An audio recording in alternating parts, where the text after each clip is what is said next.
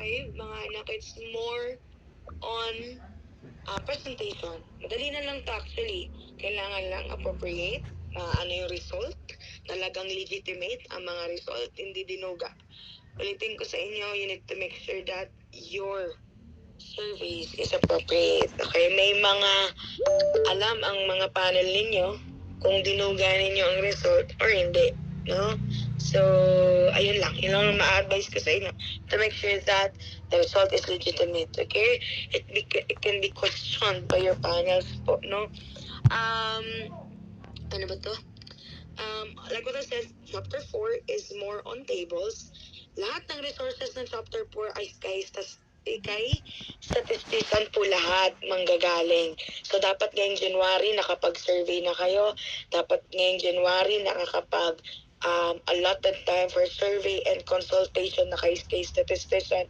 May appointment na kayo. Kailangan nyo na makapagpa-appointment kasi sabay-sabay yan. Sabay-sabay yan magko-consult, no? Presentation, kailangan may explanation ni statistician and may further explanation din kayo about the result, okay? So, this PowerPoint is all about presentation, analysis, and interpretation of data. Hindi kayo pwedeng mag-submit on your depends the table lang. Ay kung ano lang ibinigay ng statistician, yun lang yung din ang binigay nyo. Hindi. Kailangan meron kayong further explanation about the data. Bakit kaya ganon ang result? Okay? This presentation outlines the methodology. No, methodology, dapat in-explain nyo dyan yung methodology, how you come up this paper, no, the analysis and interpretation of a data set. We will explore descriptive and inferential statistics, highlighting key findings and recommendation. Pag sinabi natin mga anak na descriptive, and most of you are descriptive, kailangan i-explain nyo, no? Bakit mataas to? Bakit mababa to? Bakit ito yung pinaka nagustuhan ng mga respondents nyo? No? Bakit highest ang question number 1? Bakit ang pinaka highest na pinaka highest na result is number 3, mga ganyan. So, may mga percentage, may mga weighted mean yan, nagiging result. Okay? So, now, on the next slide, nakikita naman, no? Hindi ko na ulitin kung nakikita. Ay, i-play ko, sorry. Hi!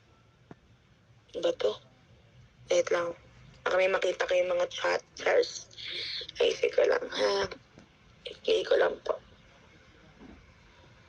Ay, ano ba yun? Ay, ma-play. Sige, ganito na nga lang. Papahirapan ko pa ba? Okay. So, on this part, this is the introduction. This is the purpose. Now, to present a comprehensive analysis of a data set that's focusing on key trends, patterns, and insight. So, ibig sabihin dyan, mga anak, no, kailangan on explanation of your data, kailangan may pattern kayo. Bakit nyo yun in-explain? Lagi nyong basihan yung table. Laging ganun, ha? Laging basihan ang result ng table. So, this is our objectives for our short lesson for chapter 4 and 5. So, you need to explain the data collection methodology.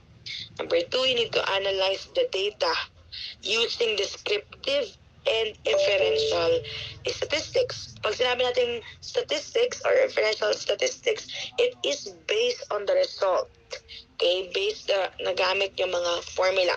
Di ba, naalala nyo, during your defense, may mga sinadjust ang advisors nyo, mga panel nyo na mga statistical treatment of data. Pwede doon maging valid, pwede doon maging invalid. Kaya kailangan mag-consult kayo sa statistician. May mga statistician na papakailaman yung SOP ninyo. It's okay. No? Kasi ibig sabihin, tinatama niya yung papel. Pero hindi naman pwedeng buong papel ay babaguhin ng statistician nyo. May possibility that your statistician is based on your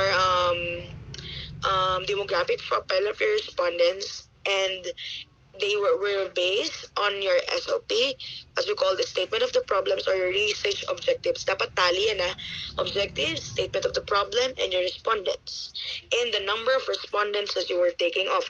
Tinuruan na rin namin kayo, Diba? Paano nyo makukuha ang population? Napakaswerte nyo, lahat na lang binibigay na sa inyo. No? Sa iba, huhulaan talaga nila.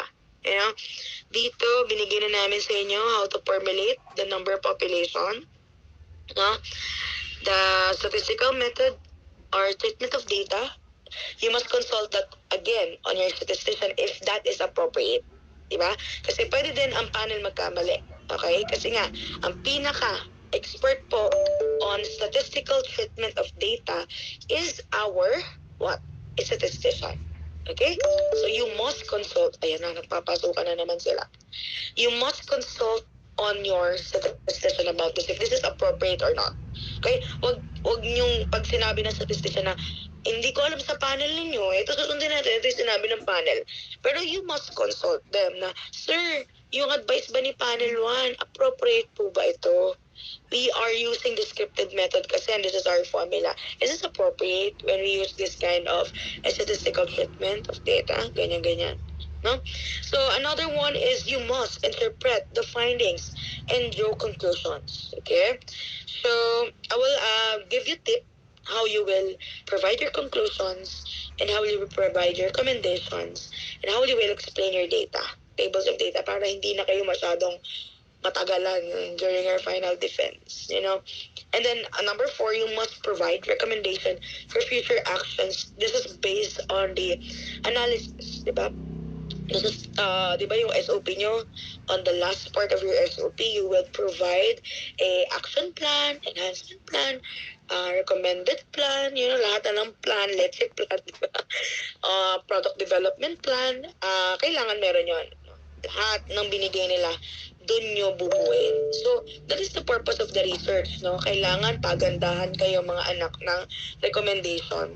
Kaya tayo nag-research is for improvement. Okay?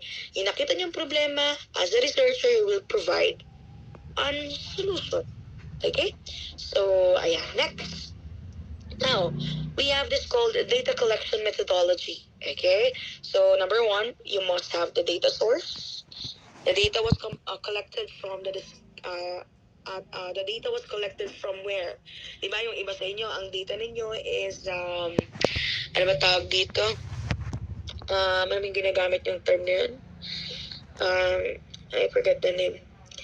Kapag adaptive with the A, adaptive with the O, or kayo yung pinaka gumawa ng papers ng questions.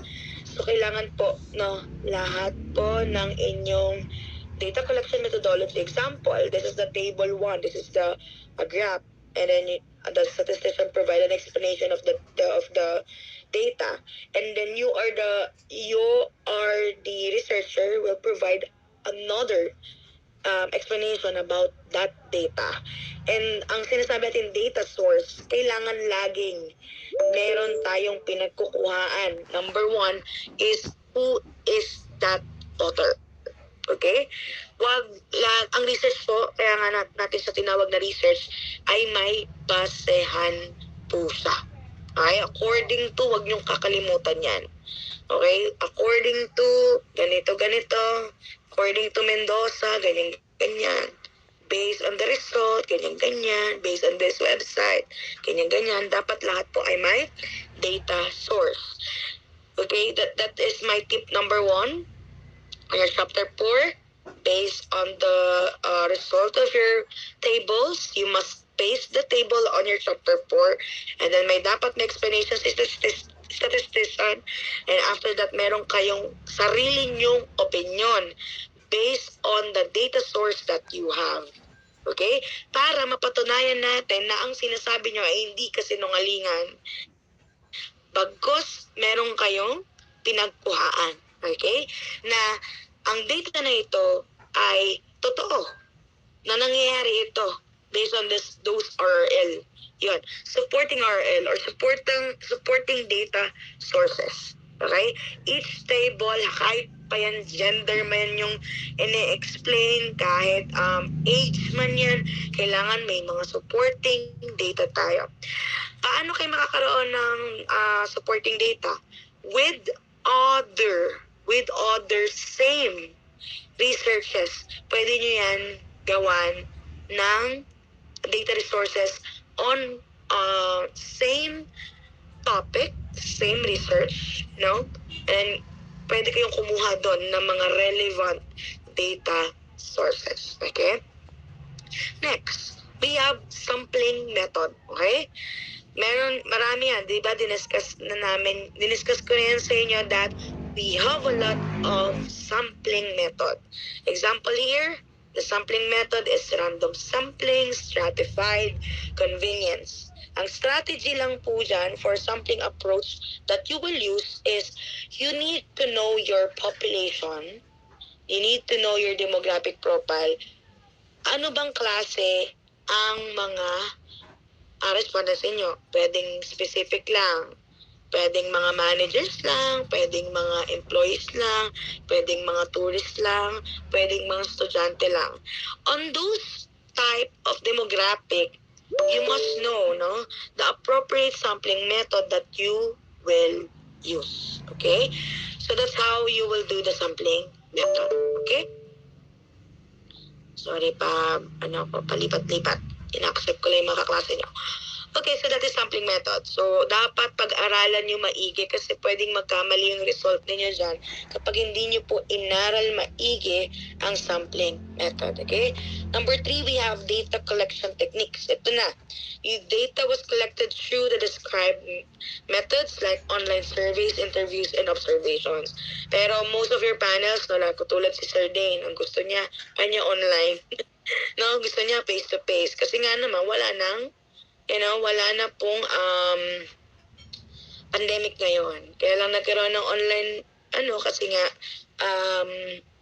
pandemic. And minsan, may mga senaryo na ina-accept yung online kasi sobrang lalayo ng mga respondents. Okay?